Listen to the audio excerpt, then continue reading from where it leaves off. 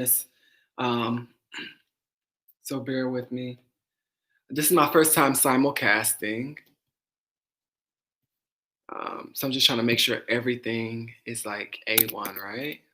I think I'm gonna put this a little bit closer. How's everyone doing? Happy blessed day, actually.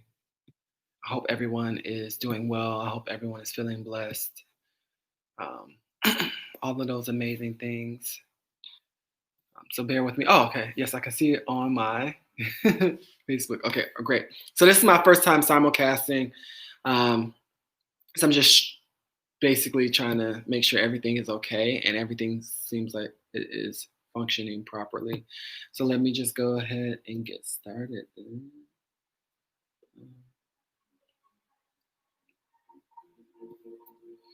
Yes.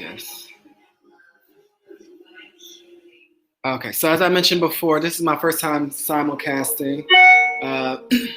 So everybody, welcome again. Happy blessed day. I hope everyone is feeling blessed and is doing well. I particularly myself, mentally, I feel at ease. Physically, my physical health is amazing. Spiritually and emotionally, I'm feeling inspired. So everything is A1. So I have decided that I wanted to do. Actually, this is something that has been a long time coming, but I wanted to, I guess, preach, I guess, a little bit, right? I feel as though I often have a lot of inspiration to share, in particular pertaining to mental and spiritual wellness. And so I just like, why not share that with people, right? And if people kind of take that as preaching, I'm like, okay, well, I guess I'll preach or whatever. And so I've been wanting to do that for a while now, right?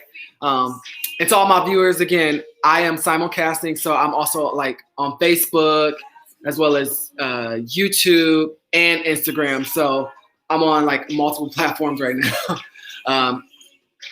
So yeah, so I've been wanting to do it, and one thing that I learned, which you all probably know, is that if you try to do something out of perfection, a lot of time it just does not work, right?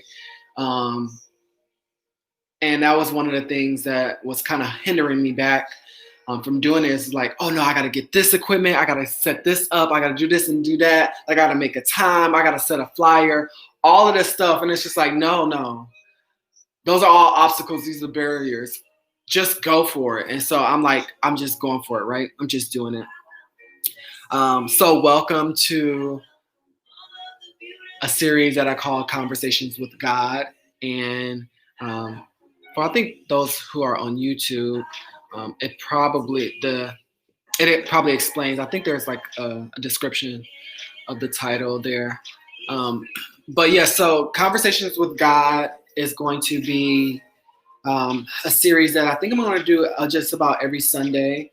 I haven't started a date and time yet, but it's really going to be a space where not only I share my own inspirations and insights surrounding, reality, God, the divine, spirituality, and all of those other things, but also what I want to hear from a space where I want everybody to be able to share and talk about their own experiences, their own knowledge, so that we can kind of just gain a deeper understanding of our reality, and hopefully with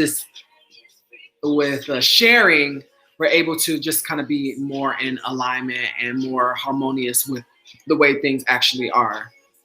This is definitely a space where I want to create and cultivate non-judgment. And I say create and cultivate, or let me say create and cultivate the practice of non-judgment, because so I was thinking to myself like, oh, I'm going to be just completely non-judgmental of everybody, because everybody just deserves, to be themselves. And I realized that was more challenging than I thought. And it's just, it's something that's natural. We've been doing this for a while now, kind of judging each other, whether it just be kind of like judging them in conclusion or judging them negatively. It's just something that we've gotten used to. So I say that the practice of non-judgment. So if I'm relating to somebody or interacting with somebody and I notice that I'm judging them, I'll just take note of it, like, oh shoot, I'm judging them. Like, let me scale it down. Let me bring that back and just kind of be more open and accepting to them. And it works. So this is a space where I want to cultivate the practice of non-judgment so that we really give everybody a chance to kind of share and express their feelings, um, their opinions on different topics, so that again, it's all about gaining understanding. I think that there's a saying that says, "Seek first to understand, then to be understood," because when you understand more, you just have more knowledge and wisdom, and so that's what I'm trying to create and cultivate here. So please feel free to comment, share any insight, reflections, opinions, facts, that you may have about a particular topic that I discuss here in Conversations with God. And if you want to, share the screen with me, I'm open to that. Just go ahead and request, and I can definitely we can interact. I'm open. So today I want to discuss actually two topics, right? The first one is about true worship. Like, what does it mean to truly worship? For those of you who perhaps believe in the divine, believe in a God, or maybe you believe in non-self, or you consider yourself to be atheist.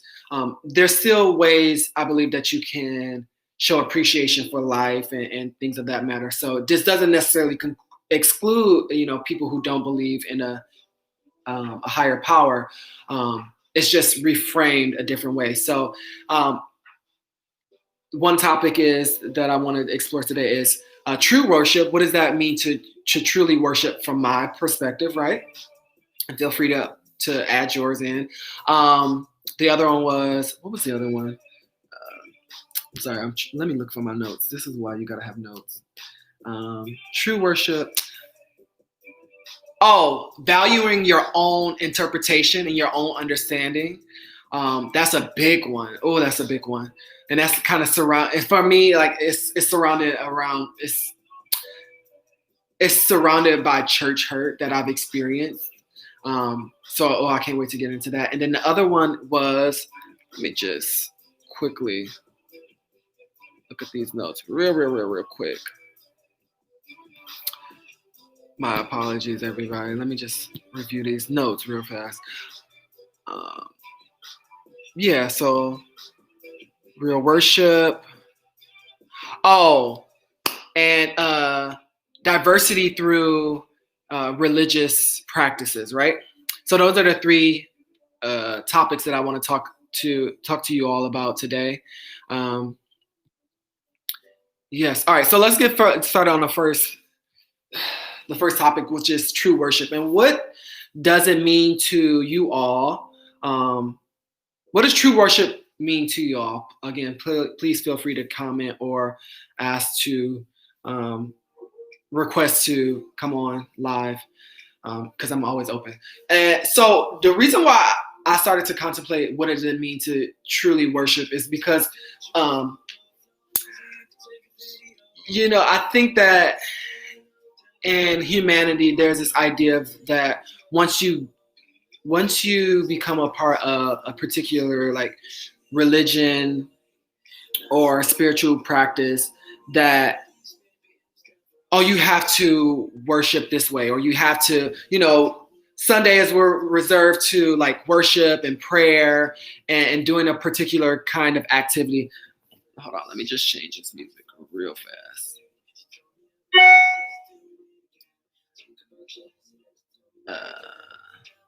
Sorry, bear with me. So I just kind of want something a little bit more soothing. Okay, that's good. All right. So, from my own experience, I'm like, okay, so Sunday, I got into this habit of like, okay, Sunday is where like, you go to church and you engage in the activities of the church and so on and so forth. And for not only myself, but I'm sure a lot of people can relate, is that when you reserve this day and you feel as though you're obligated to certain practices, it kind of becomes something that you kind of loathe, or you kind of get tired of, or you just like, oh, like really, I have to go to church, and I have to do this, or I have to serve and worship in this way and that way. And I'm starting to get to this. It just made me contemplate, like, wait a minute, worship should be something that is enjoyable, right? Something that we we're looking forward to do. That's something that we love to do. And so, if you're going to be truly authentic with yourself, if a certain activity just isn't speaking to you, and it doesn't feel like you're doing it out of love for, God, the divine, or spirit, the higher power, or out of just pure appreciation for life, maybe that isn't your type of worship. You know what I mean? Perhaps maybe it's meant for you to worship in some other kind of form or fashion. And when I was contemplating this, I was thinking to myself, like, you know what?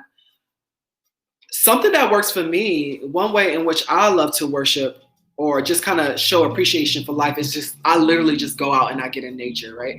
So if I'm sitting next to like a pond, a lake, or a river, or I'm in the forest and I'm just, admiring and taking in the beauty of nature, or watching the birds and the animals just kind of go about their life.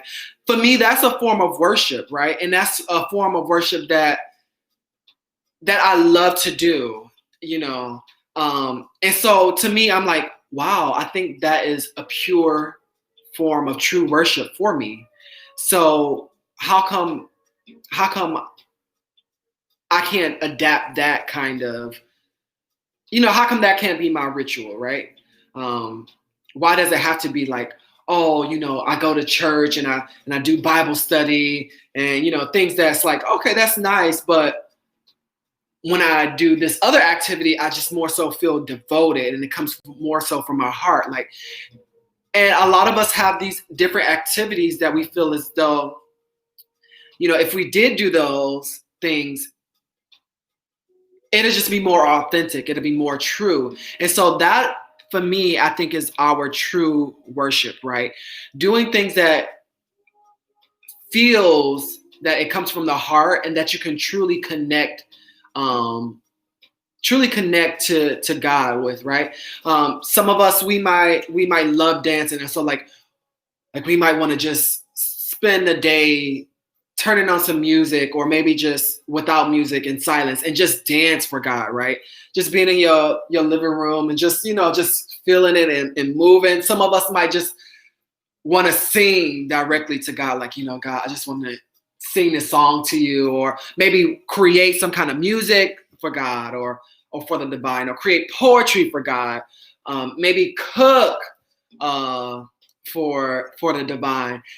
But all of these things are true forms of worship. And so I think that we've gotten into this monotonous society. Some people in society have gotten into the idea of like, oh, Sundays or Saturdays are times that I go to, worship and pray. And there's nothing wrong with like being amongst associates and other devotees. But if you really going to truly worship, the divine, or show appreciation for life, I think it definitely should be something that comes from the heart. So that's just something to think about, right? And please tell me how. Share with me any ways in which you feel like is a practice that you take up that is truly a form of worship. Because I would love to hear how you view worship. Um, Sometimes I like to write poetry, or sometimes like I'm like, oh, if I draw like this beautiful animal that's been on my mind, just take the time out to admire its beauty. For me, again, that I feel as though that's a form of worship, because I'm thinking about like God's creation, right? And I'm admiring it and I'm drawing it. And so I'm sure that God will appreciates me admiring its creation. And so I think that, again, that's a form of worship. So my point is that it doesn't have to be something that's monotonous. It doesn't have to be like going to temple or going to church, especially in this time where a lot of physical activities and gathering where they're deeming it as unsafe. Is hindering us from gathering. What are some other ways that we can tap into worship? And these are the things that these true forms of worship are kind of the answer, right? So let me know how you feel about that. Again, what are some forms and activities that you feel as though are true forms of worship for yourself? And again, everybody is going to be different. It's going to be different for everybody, but definitely start to consider that, right? All right, moving on to the next topic, which is valuing your own interpretation. And this is definitely going to be something that comes from like the bottom of my spirit, the bottom of my soul, because I just had so many negative experiences with this. And I'm the kind of person that feels as though if I'm experiencing something, I'm sure there's other people that are experiencing. So I have found that no matter what religion you practice, in terms of like going to a gathering, and like, reading scriptures and reading scriptures or doing some kind of study, whether it be like, from the Bible, from, the Bhagavad Gita or the Upanishads or whatever spiritual text that you practice. You really have to start to value your own interpretations of these texts. So I'll share with you a negative experience that I had. So a lot of times, like when I go to like a Bible study, right, or any study, there tends to be a person that is kind of leading the study, right? They're leading and they're guiding us into what we kind of want to talk about. And what you'll find is that, there's a sharing, right? They're telling you what they believe a certain scripture means, and you are and everyone's adding their own ideas about what they believe the scripture means. So there has been times when, like, I was in a study and I'm like, oh, and for me, I think about it like so on and so forth. And they're like, no, that's not what that means. No, I'm sorry, brother, but I think you got it confused. I think you got it wrong. And I'm like, well, wait, why is it wrong for me? Why is my interpretation of the text or the scripture wrong? Like, and they're like, oh, because, you have to look at it this way. You have to look. And I'm like, but you're taking your interpretation of the text and you're comparing it up against my interpretation, which are just interpretation. And you're saying like mine is wrong or somehow less valuable than yours, and I should adapt your interpretation. And for me, it's just like that's not the way. That's not the way it should be. And I think that no matter what scripture that you're studying amongst whomever, nobody's interpretation of what the scripture is should be more valid than somebody else. And I realized that once I really started to dive deep into like psychology and the way the mind works, and started to get into my own mental space and started to learn just how the mind operates. And one thing that I learned is that everybody's mind is like their own fingerprint, right? So your fingerprint is going to be different from my fingerprint. And so is the mind, right?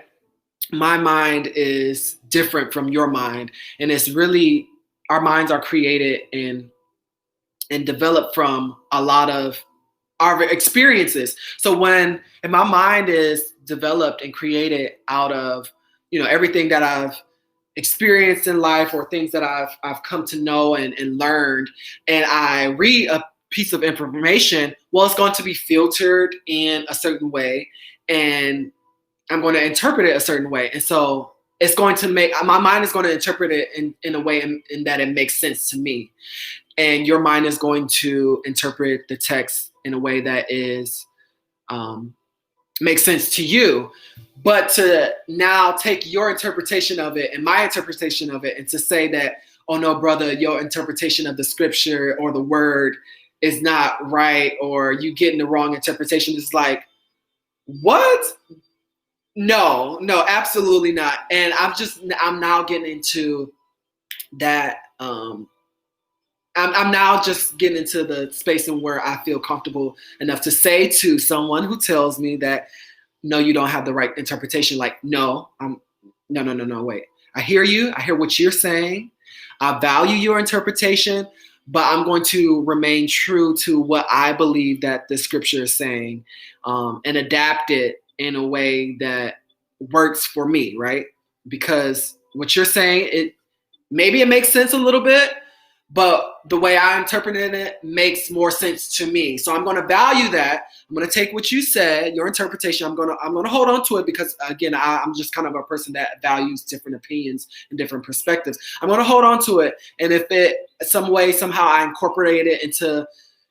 can incorporate it into my own understanding somewhere down the line, so be it. But I'm not going to just disregard my interpretation of a scripture to just adopt your interpretation. Like I think that's just foolish. And so I think that, or what I want to guess, I'm speculating that a lot of us have probably been in those situations where it's like, oh, let's go to this Bible study, and then whoever is leading the Bible study, or maybe just the associates and our fellow people are, you share your experience or your interpretation, and they down it, and so now you're feeling like sort of kind of like an outcast, or you don't necessarily fit in.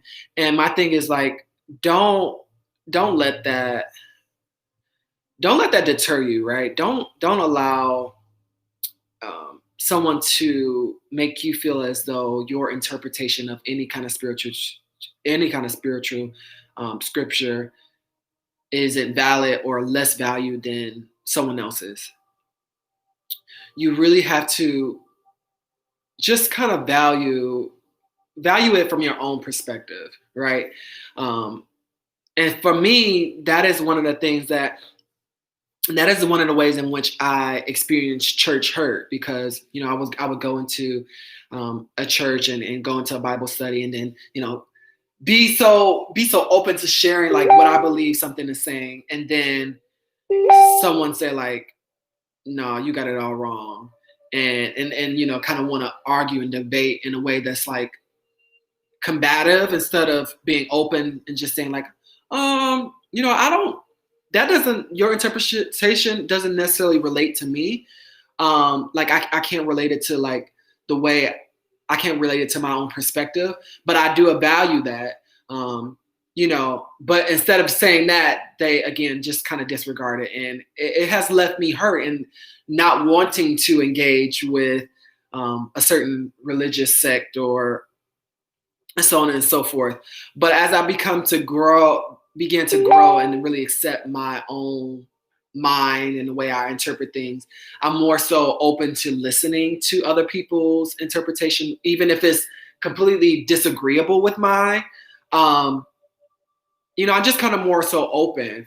And I think that when, especially people who are more so like clergymen or host Bible studies or things of that nature, I think that when they can become more open to just kind of hearing and accepting and not devaluing, I think that's going to just open up the space for a lot more participation. And I think a lot of people, and I want to speak to more so the Bible and the standpoint of like Christianity and Judaism, because I think that a lot of people who probably were really into though and learning from those scriptures and those texts probably got thrown off by some kind of experience and like, oh well, if I, it just seems like I can't get the correct understanding, so I'm not going to engage. It's not for me, and it's just, to be honest, like I don't, me personally, I don't identify with any particular kind of religion, and I value them all because it's so much to learn. So as I started to come back to the Bible and study the Bible a little bit more, in addition to a lot of the other spiritual texts that I study, I'm like, oh my God, this has so many profound insights and wisdoms and guidances and directions. Like it's phenomenal and it's amazing. But when I'm studying with somebody and they're like, oh, I don't think that's what the Bible means. I'm like, wait a minute, brother. Again, I always have to be like, I value that you don't understand it from my viewpoint, but I'm still going to cherish my interpretation. And I think that if people more so got into that, basically the point is, just because you've probably experienced that kind of rejection of your interpretation of a spiritual text or a holy text, don't let that stop you from studying. Don't allow that to stop you from continuing to study and read and gain insight, because your interpretation is just as good as anybody else's. So just don't let that deter you, and also speak up for yourself. Don't be afraid to say, again, politely in an open manner, that okay, so I'm okay with you saying that you don't necessarily agree with my interpretation, but there's still something that I believe, and I'm still going to hold on to it. And what you believe, I'm more than happy to add it to, put it into the back of my mind until like I can recall it, or it connects into something that I already believe. But no, I still value the way I think. And that's it. And that could be it. So please value your own interpretation of any text. I don't care if you are a beginner or if you are like an intermediate expert or scholar. And this is another point that I was thinking about. Think about all these religious scholars, these people who like claim to be, or people who may have studied a text religiously and in depth and for a great amount of time. When you look at scholars from a particular spiritual text, let's say biblical scholars, even amongst biblical scholars, and I think that when a person calls themselves a scholar, they get into them this sense of like, oh, I've been studying it, and I feel like I can truly say that I understand exactly what the Bible wants me to understand and believe. So if that's kind of what a scholar is, but then scholars amongst themselves are not in agreement with certain things or debate against certain things, like what does that tell you? And for me, it means that if scholars can debate and disagree on certain things, it still highlights that it's coming from a particular type of interpretation. And that no matter how deep you go into it, no matter how long you go into it, and no matter how scholarly you think that you have become in absorbing a spiritual text, is still coming from your own interpretation. And so no interpretation is more valuable than another. So again, whether you are an expert, you're a scholar, you're a beginner, it's all valid, it's all relevant, and your interpretation is valuable. So value your own interpretation. All right. Again, how do you all feel about? Well, have you ever experienced that kind of hurt where you've shared your opinion about a spiritual text and it was kind of some way negated into believing like it was less than? Let me know, please. All right, so the last topic is religious diversity, religious and spiritual diversity. Um, and the reason why I kind of got on this topic is because, like, I feel as though there's a shift happening where people are just starting to feel as though either the religion that they were in is not like the ultimate truth, or people who kind of view religion from an outside perspective are just kind of believe that in general, that like, I don't, this sect, that sect, or this religious practice, like they all have something valuable to offer, but nobody is like has the ultimate truth, right? And and so I feel as though like people are becoming just more open. But there's I think that some people are like becoming stagnant as well, as whereas they like, oh, religion, it's more harmful than helpful. And I don't think that's necessarily true. Um, and so I just kind of encourage, especially, and I think at this point I want to speak specifically to the African American population, because I know that for sure, I hear it all the time, and it's going back to this church hurt, right? That African Americans feel as though, and when I say African American, I want to relate it to Christianity, right? Because I think that a lot of African Americans probably come from a more so Christianity background, just because of like the way the culture and the way our history has been set up, right? Um, we came here as slaves, and then Christianity was something that was kind of forced upon us, and then some of us adapted to it, and really started to understand like, oh, this is helpful, and then some of us is like, no, like I shouldn't have had this kind of religion forced upon me, so I'm gonna go back to my roots. And then later on down the line in African American history, we've again experienced church hurt from our own people, and so I think there was an exodus of people that's like, oh, no, Christianity just isn't for me. So I'm gonna make my exit. I'm gonna go back to my roots, or I'm just not gonna deal with religion overall in any sense, because like, it's harmful.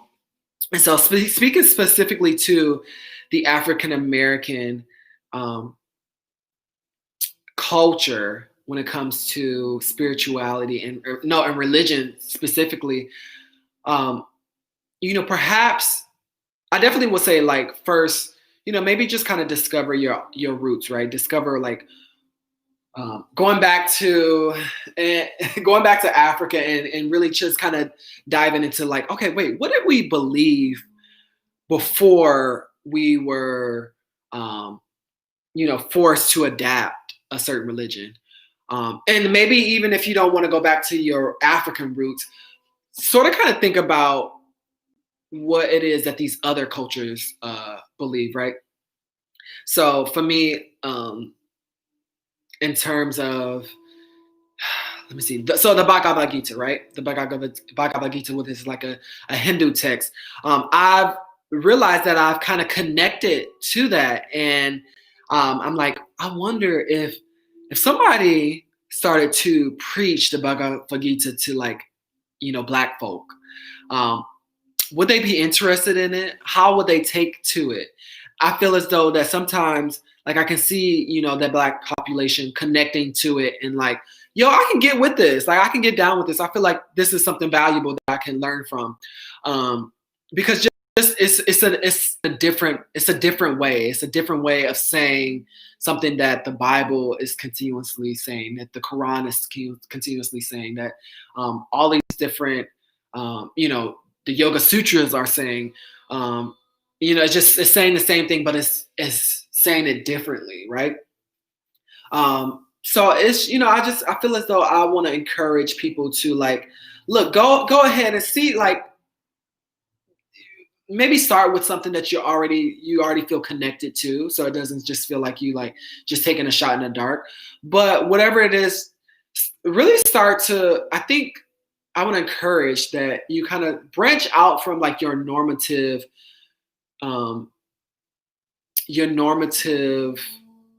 religious study, right? Not only because I feel as though you can gain more, but also I feel as though like um, people who only study one particular text, right? And I'm just going to use the Bible as an example because, again, I'm African American, and most people tend to come from the Christianity background, and the Bible tends to be the text, the text that we relate to the most. So from a Bible standpoint, like people will just like, I'm devoted specifically to the Bible, and that's all I'm gonna read. And so I think that a lot of times it can kind of get mundane, and like we search and we search and we search for that same spark, right? So I think like when you first start to learn the Bible, and you're really starting to get into it, and you read a scripture, and it's like all this insight just comes rushing at you, like, oh my God, I get it, I understand it, I can relate this to my life, and you're on this high, and you reach a certain elevation, right? You go to a certain point, and you kind of stay at that point, and you maintain that point, and everything is just going good, and then you continuously study, and you have so many of those I call like those sparks, right, from studying. But then over the years, I feel as though like that starts to die down, and we just kind of search and we scramble and digging in the same spot, trying to get that lift, and it's just not, it just doesn't happen, and it's not happening as frequently. But I feel as though if you perhaps maybe, I'm not saying don't study the Bible, but I'm saying like maybe just kind of dive into something that something different, because I feel as though like just like how in the beginning with the Bible you may have like was getting these sparks of insight. I think that if you study a different text, it'll be like the same cycle over and over. Like you're like, yo, like this is crazy. Like I can't believe that like this certain text is like relating to my life so harmoniously. And so it's surprising that you might find that you're getting those same sparks that you did from the Bible from a whole different kind of text. And one of the things that I absolutely love, and it just feels so good when it happens. And these are like my own divine sparks and my own sparks of insight. It's like when I take all these texts and I relate their similarities, and I'm like, oh my God, I can't believe like this one said this one said that, this one's saying the same thing just differently, and that one's saying it even in a different way. And it's like, oh my God, they're all saying the same thing, but just in like a different, like just they're saying it differently, like they're putting it differently, they're expressing it differently. And it's just so like, it's just like, oh, my soul just feels like nourished and stimulated and just fed. And I'm just, blissed out. And it's amazing. So I think that's something that I would love, specifically hardcore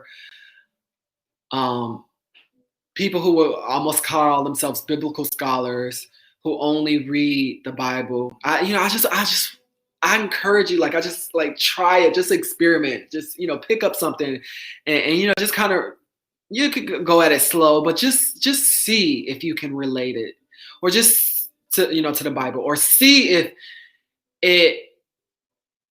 it helps, or it gives you some kind of inspiration. Just try, because you will be amazed. I think you might be amazed. So yes, so that is the last topic.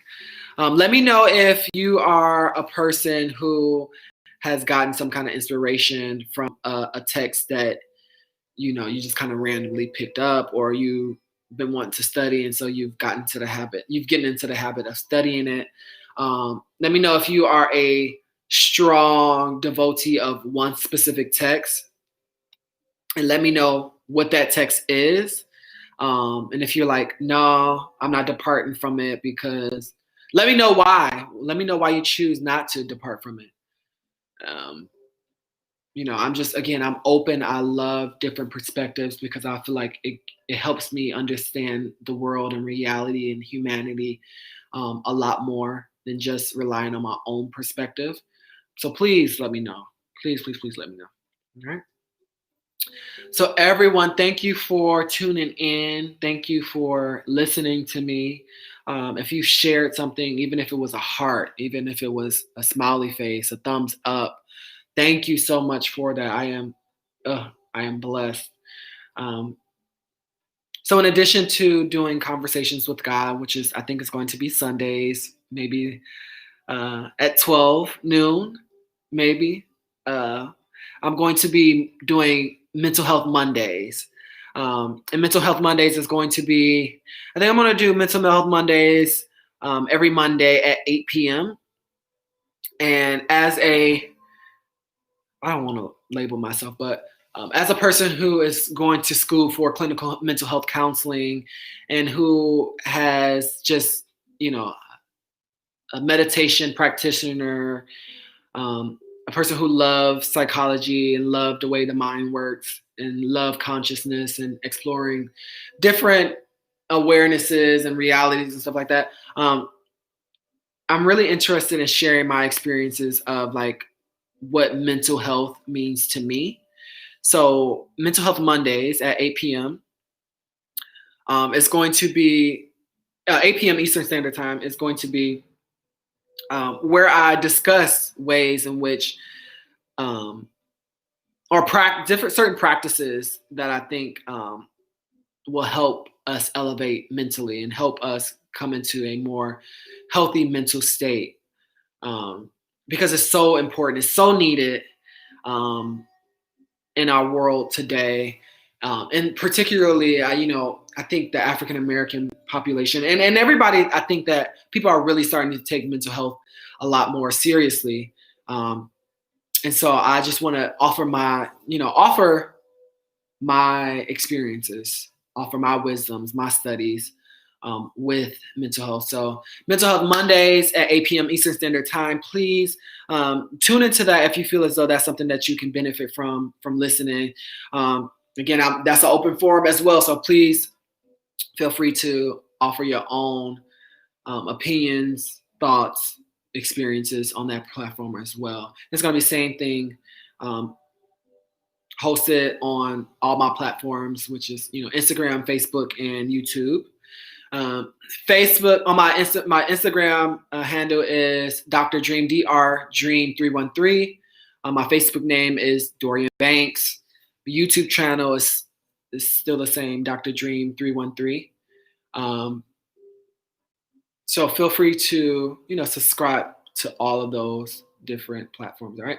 So everybody, thank you once again for tuning in. Please have a blessed and beautiful day. Find real ways and true ways of worshiping the divine or just appreciating life today. And I hope you all have a blessed and beautiful week. I will see you tomorrow. All right. Peace and love, or love and peace. Bye.